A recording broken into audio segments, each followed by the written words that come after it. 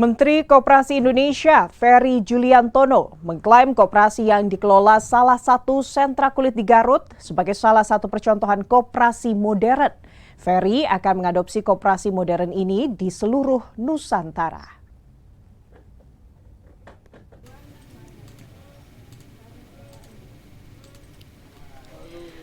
Menteri Koperasi Republik Indonesia, Ferry Juliantono melakukan kunjungan ke salah satu sentra industri kulit Garut berkonsep Italia.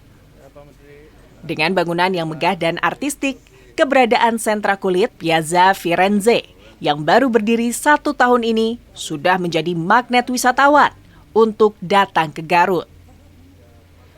Menteri Koperasi Republik Indonesia bilang, melalui model pengelolaan koperasi seperti ini dapat diterapkan di daerah lain karena konsep yang diterapkan dianggap berhasil. Para anggotanya kini memiliki basis modern. Menurut Ferry, koperasi ini akan menjadi percontohan ekosistem koperasi di berbagai daerah di Nusantara. Ini jadi contoh bagi koperasi mengembangkan di sektor-sektor yang lainnya, di daerah-daerah yang lainnya. Kita buktikan koperasi bisa sama baiknya seperti badan usaha yang lain. Ya, kalau tugas Kementerian Koperasi di luar Koperasi Desa Kelurahan Merah Putih, kalau Koperasi Desa Kelurahan Merah Putih udah sering dengar lah. Tapi tugas Kementerian Koperasi ini lebih daripada sekedar Koperasi Desa Kelurahan Merah Putih. Tugas Kementerian Koperasi menjadikan lagi koperasi masuk ke sektor produksi, masuk ke sektor distribusi, masuk bahkan ke sektor industri. Nah, ini adalah contoh bagaimana koperasi masuk ke sektor sekaligus produksi dan industri. Sementara itu, owner Piazza Firenze, Poppy Darsono, mengatakan bahwa konsep koperasi yang dibentuknya seperti inkubator. Sebagai inisiator, dirinya mengumpulkan para pengrajin kulit, kemudian diarahkan secara berkelanjutan. Seperti inkubator, jadi kita kumpulkan, membuat koperasi dulu, setelah itu membuat pemetaan dari yang membuat jaket, membuat sepatu, membuat tas, dan aksesoris lainnya, sehingga untuk memberikan bimbingan itu per satu grup sehingga lebih mudah. Ya, dan ternyata di dalam 2 tahun, setahun dipamerkan di sini, tadi bisa dilihat income-nya dan sampai hampir 2 miliar ya. Hanya dalam satu toko kecil di sini, dan itu belum lagi pesanan yang dipesan tidak lewat kasir kita, ya gitu, ada pesanan 100, 200 dari Batam, dari Pertamina dan lain-lain, sehingga mereka sangat semangat karena termotivasi dengan lakunya barang-barang mereka yang sudah di-upgrade. Keberadaan sentral kulit ini bukan sekedar untuk mengembangkan bisnis, akan tetapi dapat mengembangkan pemberdayaan masyarakat melalui koperasi. Ridwan Mustopa, Kompas TV, Garut, Jawa Barat. Saudara, kalau biasanya ke gelanggang olahraga untuk melakukan aktivitas fisik dan berlatih serta bergerak, kali ini jurnalis Kompas TV Mita Handayani dan juru kamera Abdul Rahim akan mengajak Anda untuk menikmati kuliner yang ada di Gor Saparua. Berikut laporannya. Saat ini saya sedang berada di salah satu pusat kuliner yang ada di Kota Bandung. Tadi saya sudah keliling-keliling nih di daerah Gor Saparua untuk mencari kira-kira ada kuliner apa nih yang bisa saya icip-icip di malam hari ini. Tapi dari banyaknya kuliner yang ada di Gor Saparua ini, saya penasaran dengan tahu baso. Biasanya kan di Bandung itu terkenal dengan baso tahu. Di sini ada tahu baso. Kira-kira tahu baso ini apa? Kita akan mengobrol dengan pemilik dari tahu baso. Halo Pak, selamat malam. Malam ya. Pak, ini kalau tahu baso itu apa sih Pak? Oke. Kalau tahu baso ini sebenarnya sih nggak variasi lah ya dari makanan sebelumnya yang orang mungkin lebih pahamnya taunya itu baso tahu.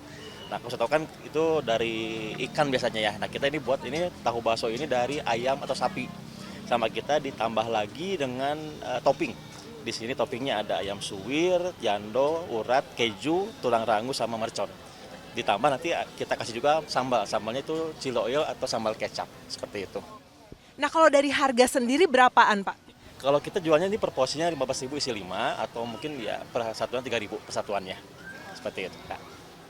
Nah, kalau ini kan kalau bakso tahu itu tadi dari ikan ya. Kalau ini benar-benar berarti bakso yang dibungkus sama tahu gitu ya, Pak? Betul. Jadi ini tahunya pun si isinya kita hilangkan. Jadi pure ini bakso dibungkus sama kulit tahu ditambah sama topping tadi yang saya jelaskan tadi. Seperti itu. Oke deh, karena saya mendengar penjelasan dari Bapak itu menggiurkan sekali sepertinya. Jadi saya mau pesen Pak sekalian ya Pak ya, 1 porsi. Nah itu tadi pemirsa, jadi memang ini untuk tahu bakso berbeda dengan bakso tahu. Kalau bakso tahu itu dari ikan yang bumbunya adalah bumbu kacang. Tapi kalau misalnya tahu bakso ini adalah bakso yang dibungkus pakai kulit tahu seperti itu. Karena memang isian dari tahunya sendiri itu sudah dihilangkan. Nah ini sedang dibungkus pesanan saya. Duh saya penasaran nih kira-kira akan suka nggak ya? Tapi dari tampilannya ini sangat menggiurkan. Ini toppingannya tuh banyak. Ada keju, lalu ada jamur, jando, dan ini lalu ada yang pedas-pedasnya. Nah, kalau rekomendasi Bapak ini sausnya apa nih? Kalau kebanyakan sih dia rata-rata pakainya ini chili oil kebanyakannya. Oke, kalau gitu saya mau Coba pun udah nggak apa-apa, dua-duanya. Bakal mau coba. saya mau pakai chili oil aja deh kalau kayak gitu. Ya udah, ini benar-benar menggugah selera saya. Kira-kira ini sudah sangat, air liur saya sudah sangat, udah. Ini nih, akhirnya ada juga di depan saya. Sekarang kita coba ya. Atau mau dilihat dulu nih sebelum saya icip-icip. Ini enak banget. Ya udah sekarang saya mau lanjut makan. Mita Handayani, Abdurrahim, Bandung, Jawa Barat.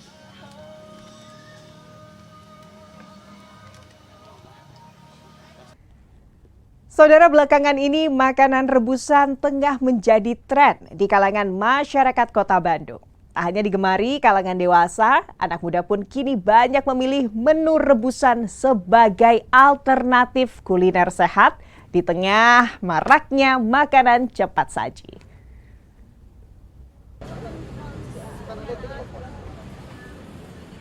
Sejumlah pembeli terlihat antusias membeli jajanan di lapangan Saparua, Kota Bandung. Di antaranya menikmati hidangan rebusan seperti jagung, telur, ubi, talas, hingga kentang. Tidak hanya lezat, makanan rebusan dinilai lebih sehat karena tidak menggunakan minyak dalam proses pengolahannya. Kandungan gizi alami dari bahan makanan pun dipercaya masih terjaga. Bu, ini sering beli kukusan, Bu? Sering, hampir tiap hari. Oh iya. Apa sih, Bu? Kenapa sih suka kukusan, Bu? Karena ini menu sehat, tidak berminyak. Untuk kesehatan tuh bagus, untuk sarapan pagi mengenyangkan. Ada proteinnya juga dari telur rebus. Sering, hampir tiap pagi, Pak. Ya. Kenapa, Bu, memilih kukusan sarapannya? Karena saya kan punya diabetes. Ini lebih aman, Pak. Ini semua dikukus, jadi nggak berminyak. Gulanya juga, kadar gulanya kalau dikukus kan jadi agak sedikit gitu, nggak terlalu banyak gulanya. Tren ini juga dimanfaatkan sejumlah pelaku usaha kuliner untuk mengembangkan menu khusus rebusan. Sejak buka dari jam 6 pagi, penjual kukusan sudah diserbu pembeli, tak jarang mereka kewalahan melayani pembeli. Alhamdulillah kita buka dari jam 6, pelanggan sudah banyak, jam 9 kadang kurang sudah habis. Ya. Kukusan apa aja, Bu? Ini ada talas, ada labu kuning, ada edamame, ada kacang, ada ubi ungu, ubi madu, ubi celembu, ada jagung, ada katimus, ada talas, kentang, telur. Di tengah tingginya kesadaran akan gaya hidup sehat, makanan rebusan tampil sebagai pilihan praktis yang mengenyangkan sekaligus menyehatkan. Dari tren kuliner ini, masyarakat tak hanya mengejar cita rasa, tapi juga kesehatan dalam setiap suapannya. Makanan rebusan pun kini tak lagi dianggap menu biasa, melainkan gaya hidup baru bagi masyarakat urban. Sunandar, Kompas TV, Bandung, Jawa Barat. Saudara, kehadiran para legendaris Persib menambah meriahkan Persib Day Festival di Garut. Informasi selengkapnya kami hadirkan usai jeda.